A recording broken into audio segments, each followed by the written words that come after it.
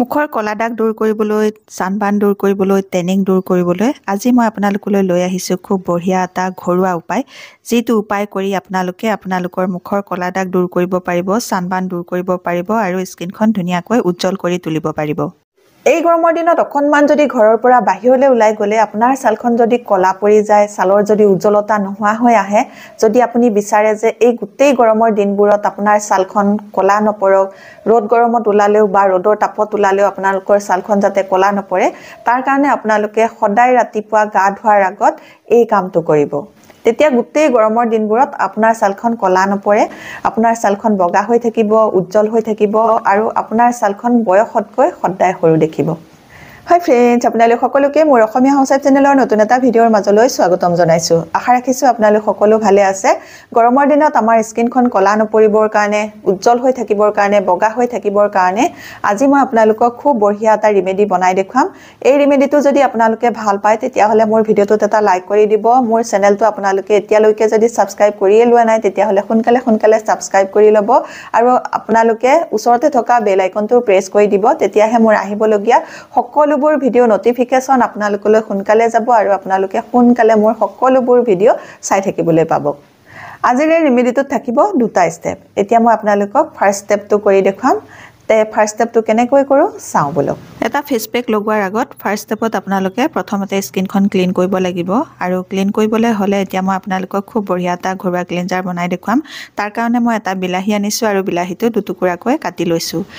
বিলাহীটো মই চেপি পেলাই এতিয়া বিলাহীৰ পৰা ৰসটো উলিয়াই ল'ম আৰু এই বিলাহীত লাইকোপিন নামৰ এটা এণ্টিঅক্সিডেণ্ট গুণ পোৱা যায়, যিটো কাৰণে আমাৰ মুখৰ কলা দাগ বা চানবাৰ্ণ দূৰ কৰিবলৈ সহায় কৰে। ইয়াৰ উপৰিও বিলাহীৰ ৰসে আমাৰ স্কিনত এণ্টি এজিঙৰো কাম কৰিব আৰু স্কিনখন উজ্জ্বল হ'বলৈ সহায় কৰিব।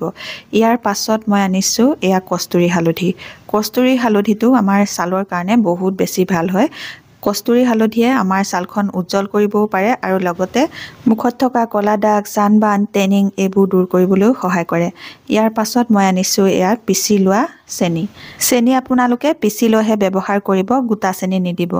এতিয়া মই আধা চামুচৰ জোখাৰে এয়া চেনি দি ল'লোঁ। চেনি দিয়াৰ পাছত ভালকৈ মিক্স কৰি ল'ব। মিক্স কৰি লোৱাৰ পাছত এইটো এটা খুব বঢ়িয়া ক্লিনজাৰ তৈয়াৰ হৈ গ'ল। এই ক্লিনজাৰটোৱে আপোনালোকে গৰমৰ দিনত মুখখন চাফা কৰিব। কেনেকৈ চাফা কৰিব চাওঁ বলক। এতিয়া তৈয়াৰ কৰি ল'লোঁ খুব বঢ়িয়া এটা ক্লিনজাৰ। এই ক্লিনজাৰটো প্ৰথমতে আপোনালোকে মুখত লগাই ল'ব। লগাই লোৱাৰ পাছত আপোনালোকে 2 মিনিট চাৰ্কুলাৰ মোচনত মাছাজ কৰিব। মাছাজ কৰি প্ৰথমতে স্কিনখন ক্লিন কৰি ল'ব। গৰমৰ দিনত আপোনালোকে স্কিনখন চাফা কৰিবৰ কাৰণে চাবোন বা ফেচ ৱাছ খুব বেছিকৈ ব্যৱহাৰ নকৰিব। আপোনাৰ স্কিনত যদি কলা দাগ পৰিছে বা চানবাৰ্ণ হৈছে বা টেনিং হৈছে, তেতিয়াহ'লে আপোনালোকে সদায় স্কিনখন চাফা কৰিবৰ কাৰণে এনেকুৱা ঘৰুৱা ক্লিনজাৰ ব্যৱহাৰ কৰিব। এনেকুৱা ঘৰুৱা ক্লিনজাৰ ব্যৱহাৰ কৰিলে আপোনালোকৰ স্কিনখনো কলা নপৰিব। স্কিনত যদি কলা দাগ আছে বা টেনিং হৈছে, চানবাৰ্ণ হৈছে, সেইবোৰ দূৰ হৈ যাব আৰু আপোনালোকৰ স্কিনখনত সোনকালে বলি ৰেখাও নপৰিব। আপোনালোকে এনেধৰণে নেচাৰেল এটা ক্লিনজাৰ তৈয়াৰ কৰি ল'ব। তৈয়াৰ কৰি লোৱাৰ পাছত আপোনালোকে মুখত লগাই 2 মিনিট মাছাজ কৰিব। 2 মিনিট মাছাজ কৰাৰ পাছত আৰু 2 মিনিট মুখতে এনেকৈ লাগি থাকিবলৈ দিব। তাৰ পাছত আপোনালোকে মুখখন ধুই দিব। 2 মিনিট মাছাজ কৰি থাকোঁতে যদি অকণমান শুকাই যোৱা নিচিনা হয় তেতিয়াহ'লে আকৌ অকণমান মুখত লগাই ল'ব। লগাই লৈ আকৌ এবাৰ মাছাজ কৰিব।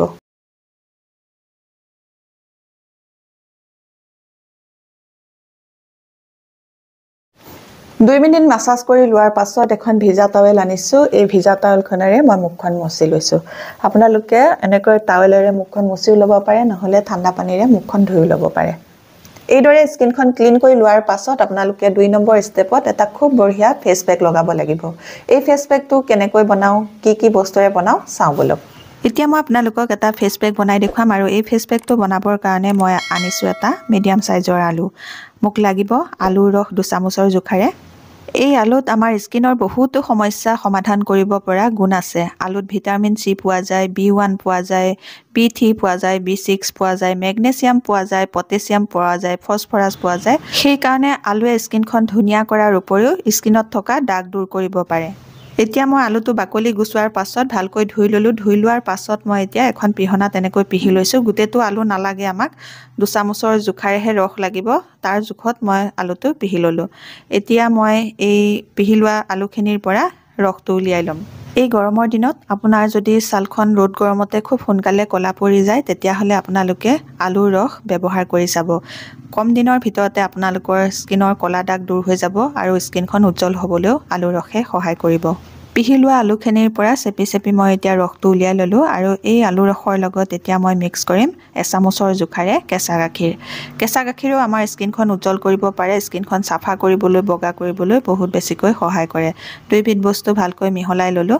মিহলাই লোৱাৰ পাছত এতিয়া মই ইয়াতে দিম অকণমান মুলতানী মিট্টি। এই গৰমৰ ছিজনটোত আপোনালোকে মুলতানী মিট্টিৰ ফেচ পেক মাজে মাজে লগাই থাকিবচোন। আপোনালোকৰ স্কিনখন ঠাণ্ডাও কৰি ৰাখিব পাৰিব আৰু যদি গৰমৰ দিনত আপোনালোকৰ স্কিনখন খুব বেছিকৈ অইলি হৈ থাকে তেতিয়াহ'লে আপোনালোকৰ স্কিনৰ পৰা অতিৰিক্ত অইলটো দূৰ কৰিবলৈ সহায় কৰিব। এতিয়া মই মুলতানী মিট্টিৰ লগত মিক্স কৰিবলৈ আনিছোঁ এয়া পিঠাগুড়ি। পিঠাগুড়ি মই আধা চামুচৰ জোখাৰে লৈছোঁ। ভালকৈ মুলতানী মিট্টিৰ লগতে পিঠাগুড়িটো মিক্স কৰি ল'ম, কাৰণ পিঠাগুড়িয়ে আমাৰ স্কিনখন উজ্জ্বল কৰিবলৈ সহায় কৰে আৰু ক'লা দাগ দূৰ কৰিবলৈ বহুত বেছিকৈ সহায় কৰে। আৰু পিঠাগুড়ি যদি ৰেগুলাৰ স্কিনত ব্যৱহাৰ কৰা হয় তেতিয়াহ'লে স্কিনখন গ্লাছ স্কিনৰ দৰে উজ্জ্বল হৈ যাব। ফেচ পেকটো অকণমান টান হোৱাৰ দৰে লাগিছে, সেইকাৰণে মই আকৌ আধা চামুচ কেঁচা গাখীৰ ইয়াতে দি দিছোঁ। ভালকৈ মিহলাই লৈছোঁ। মিহলাই লোৱাৰ পাছত মই এতিয়া ইয়াৰ লগত মিক্স কৰিম আকৌ কস্তুৰী হালধি। কস্তুৰী হালধিটোও আমাৰ মুখৰ উজ্জ্বলতা আনিব পাৰে, ক'লা দাগ দূৰ কৰিব পাৰে, স্কিনত এণ্টিবেক্টেৰিয়েলৰ কামো কৰে। এতিয়া মই কস্তুৰী হালধিটো ফেচ পেকটোত ভালকৈ মিহলাই ল'লোঁ। তাৰ পাছত আনিছোঁ এয়া মৌ।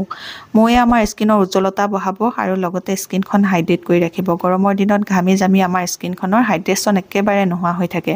সেইকাৰণে স্কিনৰ হাইড্ৰেশ্যন আনিবৰ কাৰণে মই এতিয়া অকণমান মৌ মিক্স কৰিছোঁ। ভালকৈ মৌখিনি মিক্স কৰি লৈছোঁ।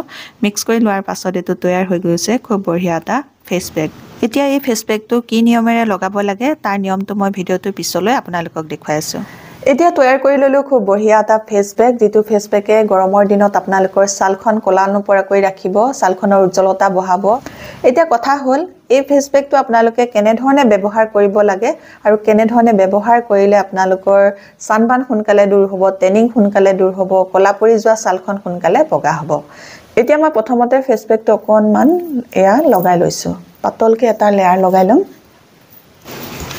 প্ৰথমতে আপোনালোকে পাতলকৈ ফেচ পেকটো গোটেই মুখখনতে লগাই ল'ব।